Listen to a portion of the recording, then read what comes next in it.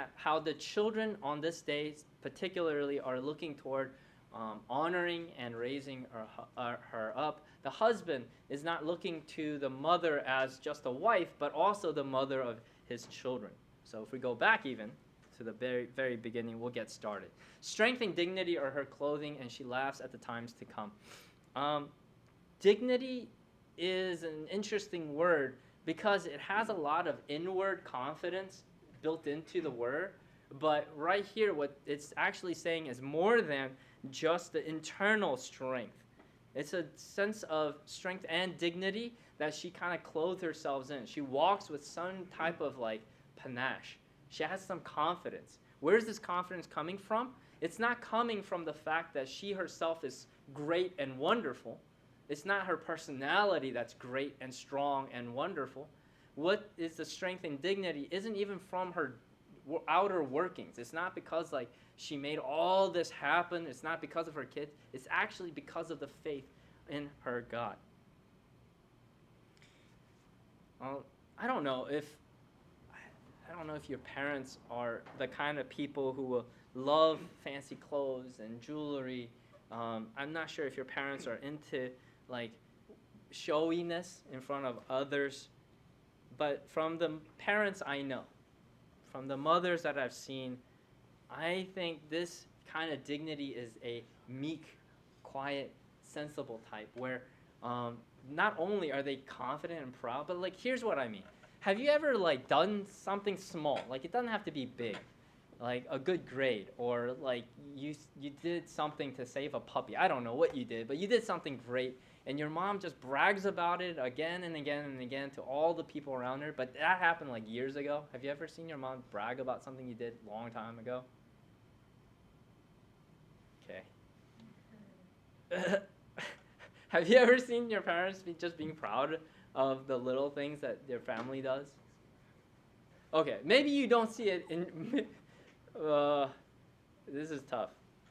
Well, I have, but not like from my own. So what I mean is like I hear people talking about what my parents say, and they talk about the things that they're proud of, like secondhand. My parents are very traditional in that they like don't show affection, like to me, but instead like they'll brag about us, my sister and I, or my family, my kids, grandkids, right, for them, to others, and then I hear it like second, third hand down.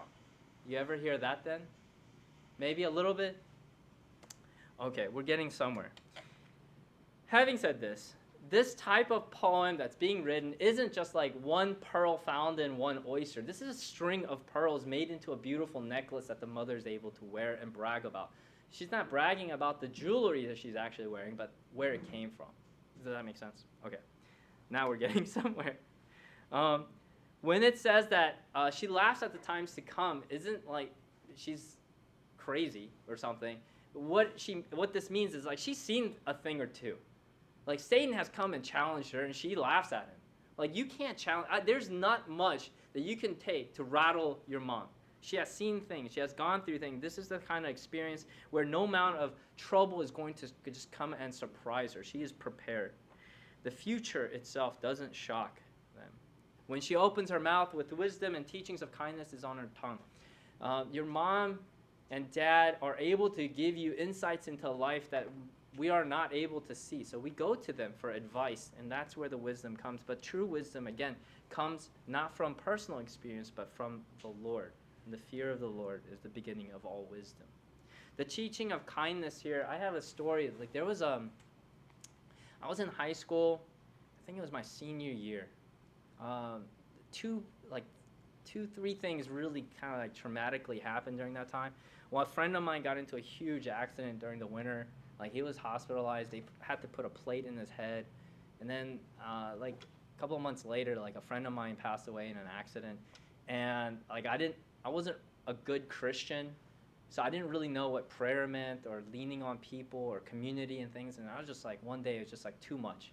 So this one night, I don't know why, but I just started crying like uncontrollably. I just like exploded out, and I don't know, I couldn't calm down. And I just remember my mom coming in and asking me, like, what's wrong? What's wrong? Just tell me, tell me, tell me. And then I just couldn't speak because I was just crying so hard. And she just held me. She just held me until I fell asleep. Because I don't remember falling asleep. Or calming down. And I woke up in the middle of the night because, I was uncomfortable. And I looked and she was my mom. She was sleeping while she was holding me. And at that time, I was like, I don't know. You guys know what it's like.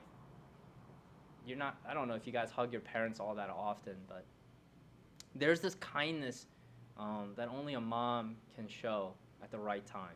And I remember that very vividly, and it's kind of carried me through tough times. Knowing that there are people that we can go to, especially when others don't quite understand. She looks well to the ways of her household and does not eat the bread of idleness.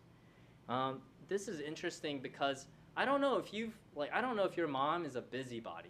Anybody here? Like my mom, she doesn't know how to sit still. Like there's always something to do. There's always something to get done. And I think it's not just my experience. My wife is always busy. She's always working hard. And I cannot, I just tell her all the time, sit, relax, just, watch a little TV or something. But even then, she's, has it on the background, and she's doing something else, right? I don't know if you had moments where your mom especially, is just busy. It looks like she's busy, and she is, right? Just a few things that your mom may be doing. After work, maybe she comes to cook and clean. Maybe she is doing the dishes after eating. Maybe she's planning out what you should wear and what you should get and planning birthdays and gifts and all this other stuff. Maybe she's the one that drives you to every single practice, concert, recital, whatever. Maybe your mom is the one that needs to be lifted up during these hard times. And maybe we should step up to maybe take some of that burden off her when you guys are obviously old enough and mature enough to do so. We can see that our moms are the ones, along with our fathers and guardians, that take on so much sacrifice that there is a selflessness to it in its work. Some of us, I think, take for granted that our parents cook and clean, do the dishes. And I think we forget how busy and tired they could be all day. And I think on a day like this, we need to honor the works of their hands as well as the teachings from their lips and heart and all the kindness they show us. So on a day like this, we see verse 28 and 29, where it's not just from God and internal, but from her children, her husband, and those around her. Look to this woman who has raised their children and made their husband look good to say that she is blessed. It is because of God who honors her, and because she has done so well in praising this excellency in her life, that she has risen above others. And then we get to, charm is deceitful, beauty is vain, but a woman who fears the Lord is to be praised. And there are times when we don't get ourselves all put together. Have you gotten, it's just that time of year, especially in school, when you wake up and you're like, I'm just going to go to school in my pajamas. You ever thought of doing that? Anybody? No? Okay, I have. I just want, I'm not going to work hard. I'm just going to, I don't need to get ready, you know? And you wonder, if your parents wake up and they're not all fully decked out, come on, get yourself together. You ever think that? No? Good. Don't think that. That's my point. Yeah. There are times when outwardness, when you're so tired from doing everything, like I mentioned, that you don't have time for yourself. But when mothers do this, we're not even looking. We're looking past that, right? We're looking to the heart, and we see that this is a woman who's done this out of selflessness. Who doesn't want to take good care of themselves? Who doesn't want to get dressed up every morning and have the 50-step Korean facial thing and like, you know what I mean? Like, who doesn't want to do that for themselves? Parents give up so much so that they can do for others. So here, I'll boil it down and I'll just make it as simple as possible. Let's say this week, just pick a day in your mind. That's the day that your mom passes away. I know this is like really morbid and sad, but let's say that's the day. And the day before is the only day you have with her. That's the last day. What would you say?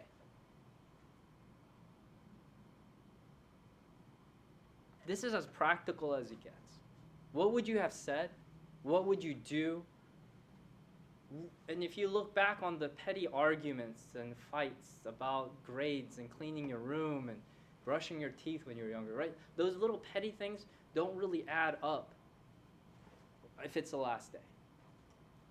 Do we make the last days, last words, last actions, the last moments we have with the person who has sacrificed so much and loved so much and revealed so much about God in our lives to end on the pettiness? It kind of changes us, right? It makes us think different, act different, say things different. We do things out of our comfort zone. We learn from their example. We can never really know when the last day will be. What we can do and what we do know is what we can say and do. What we believe matters. What we believe matters. Who we believe in also matters.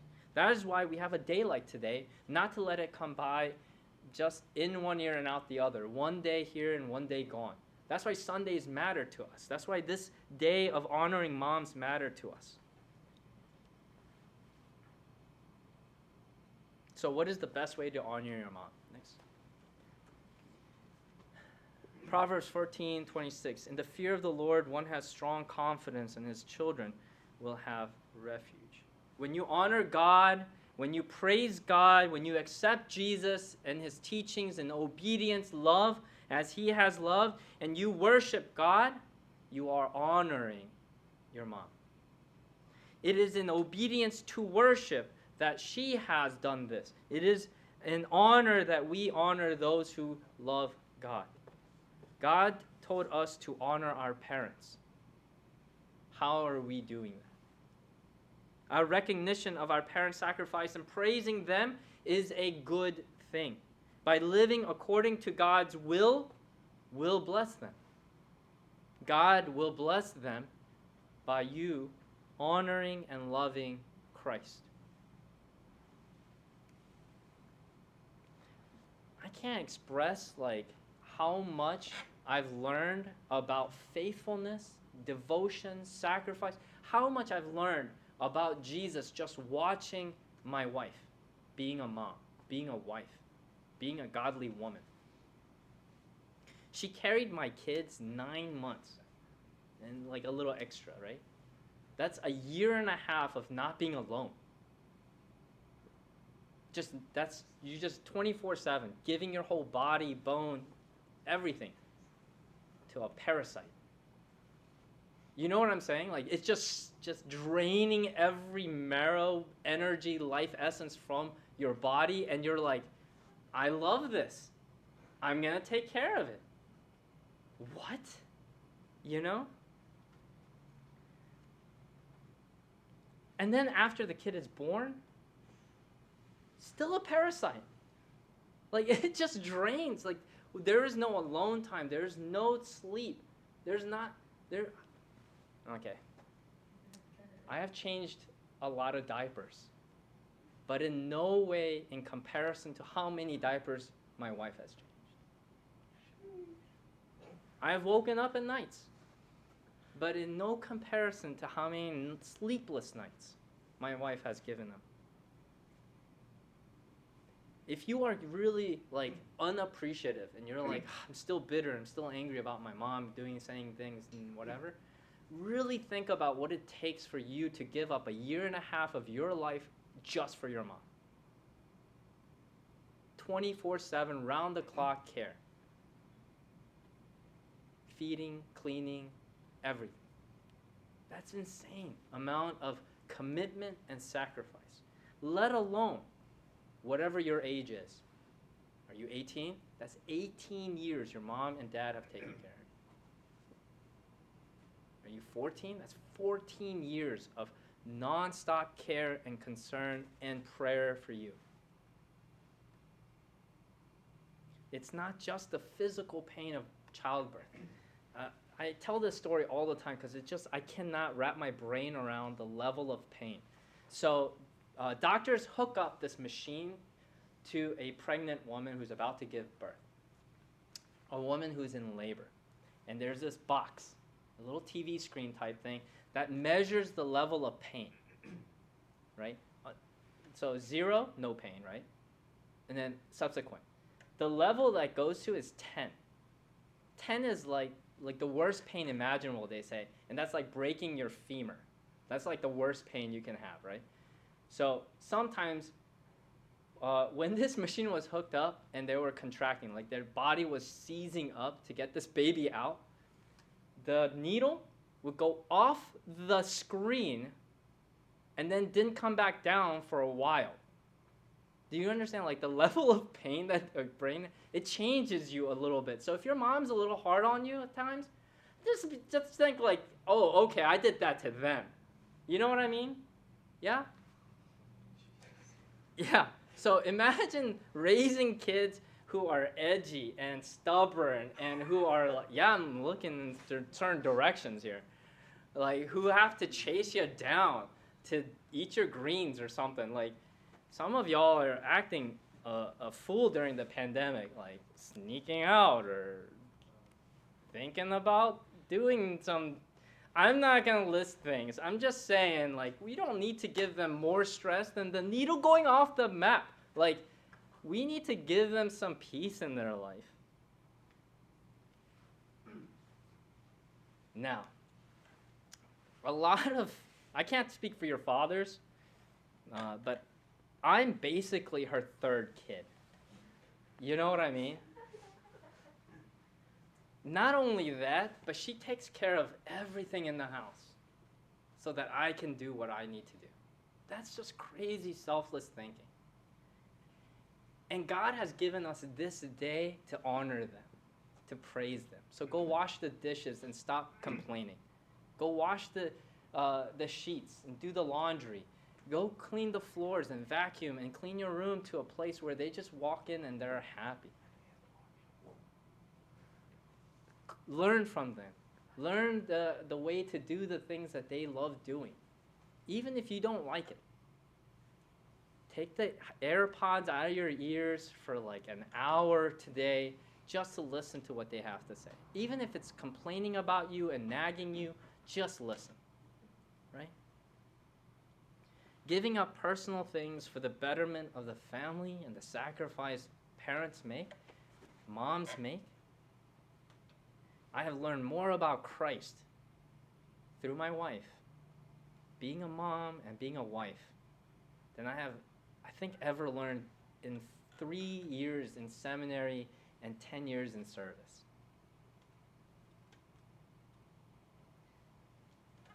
If your parents are not Christian, it doesn't take away from the fact that God created them to take care of you still. Us reflecting and praising and worshiping God will show them and still bless them, and God will show himself to them all the more.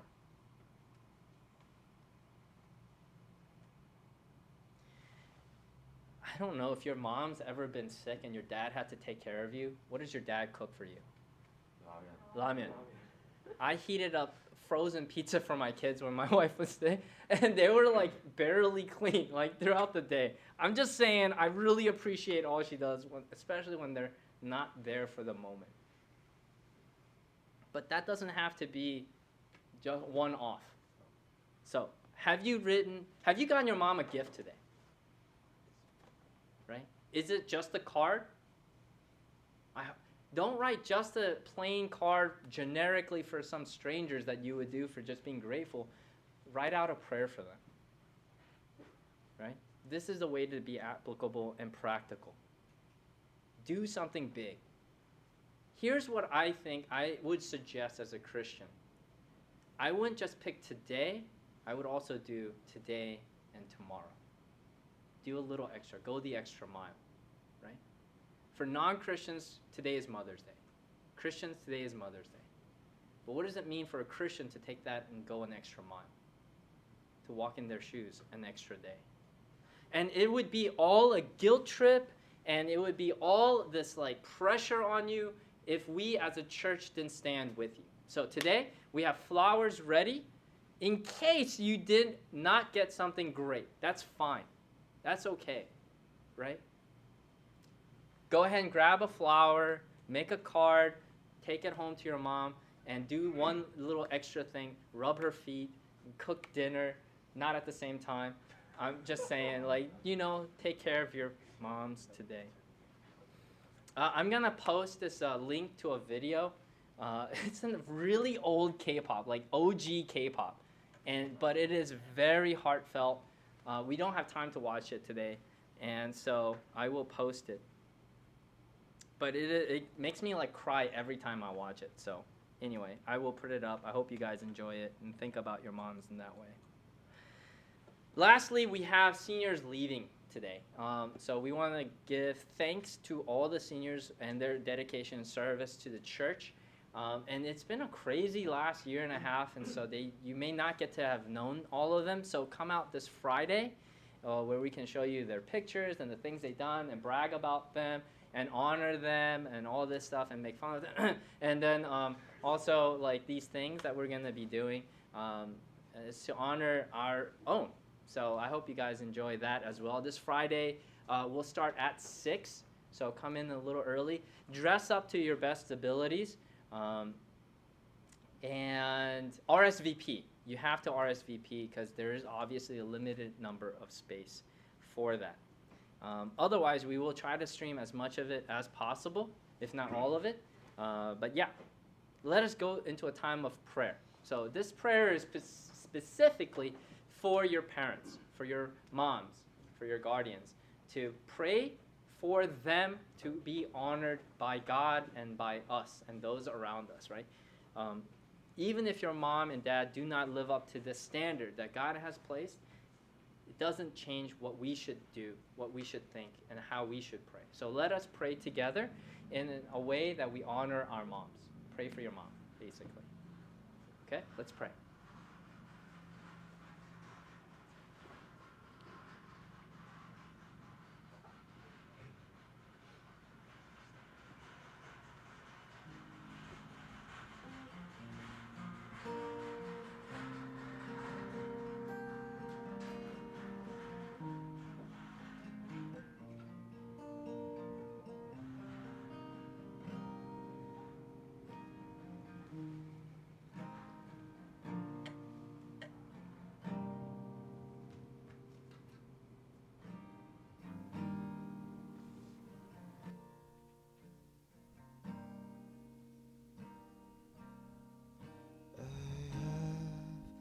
Not much to offer you, not near what you deserve, but still I come because your cross has placed in me my word.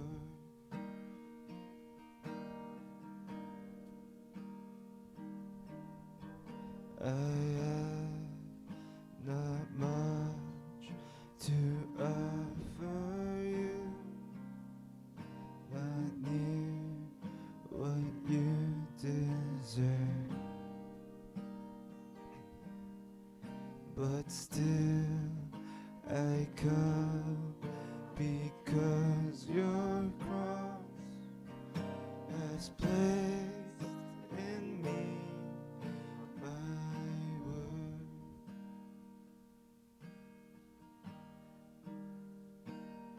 And I know I'm weak, I know I'm unworthy to come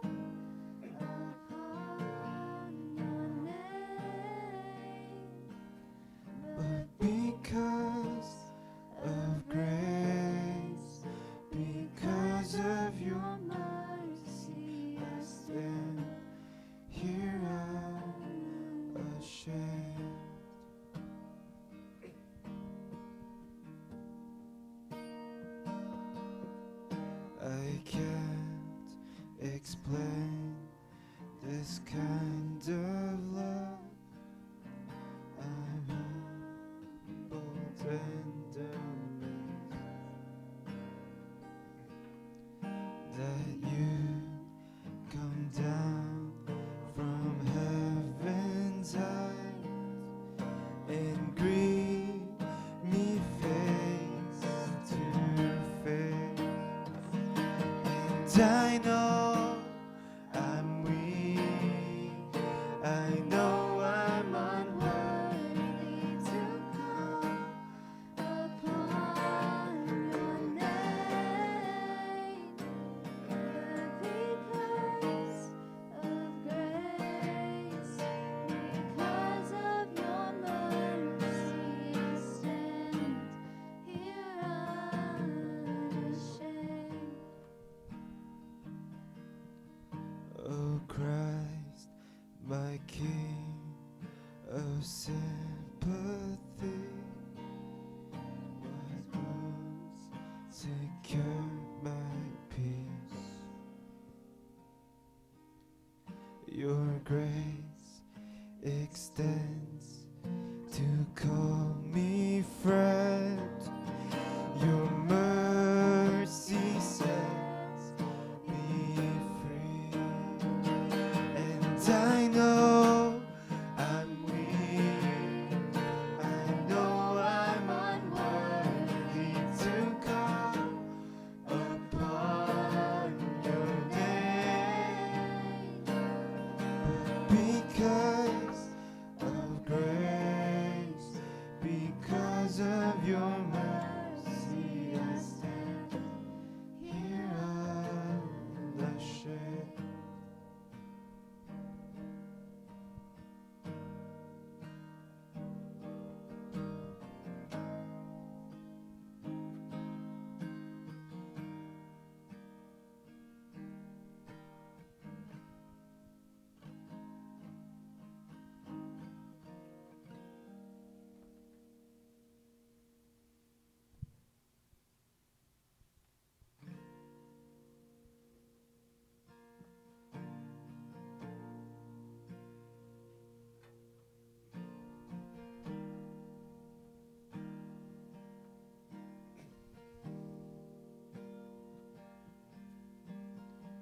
Home,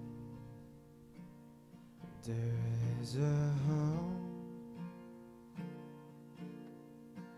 whenever I am weary. I go back to you. Home,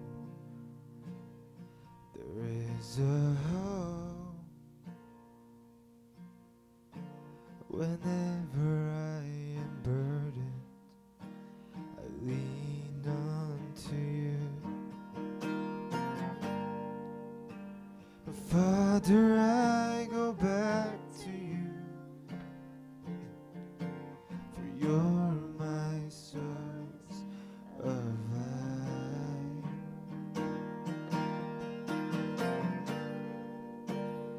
Father, I lean on to you.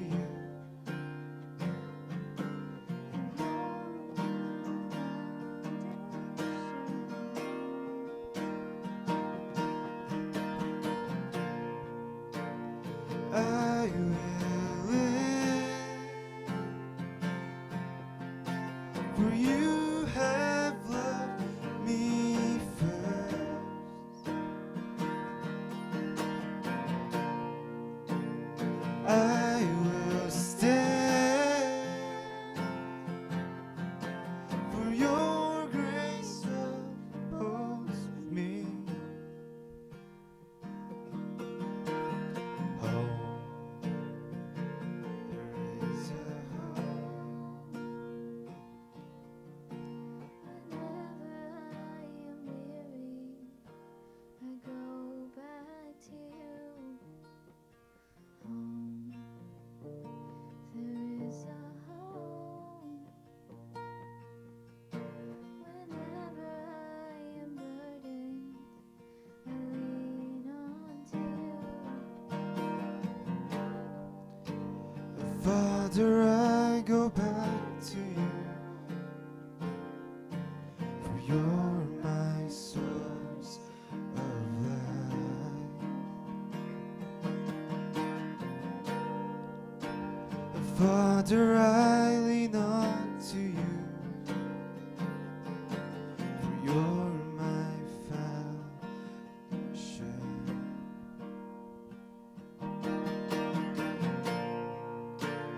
I will live, for you have loved me first.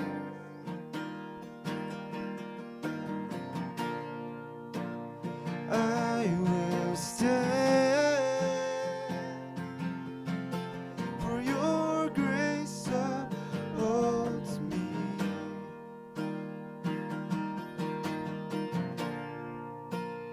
I will live, for you have loved me first.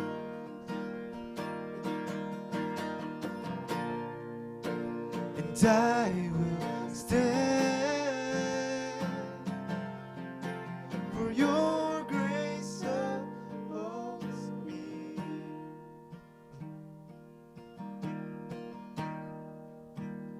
Father, I will run into your arms, for nowhere else I find peace. Father, I love you forevermore. That is why I'm living. Father, I will run into your arms, for nowhere else I find peace.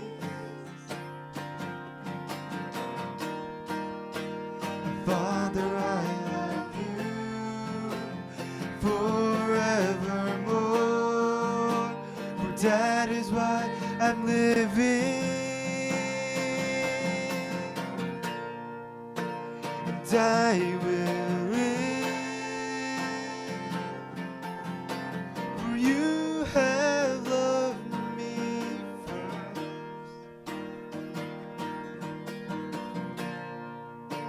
And I will stand, for your grace upholds me.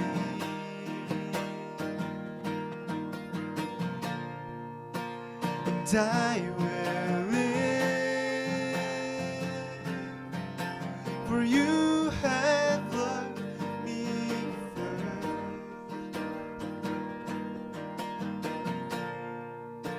And I will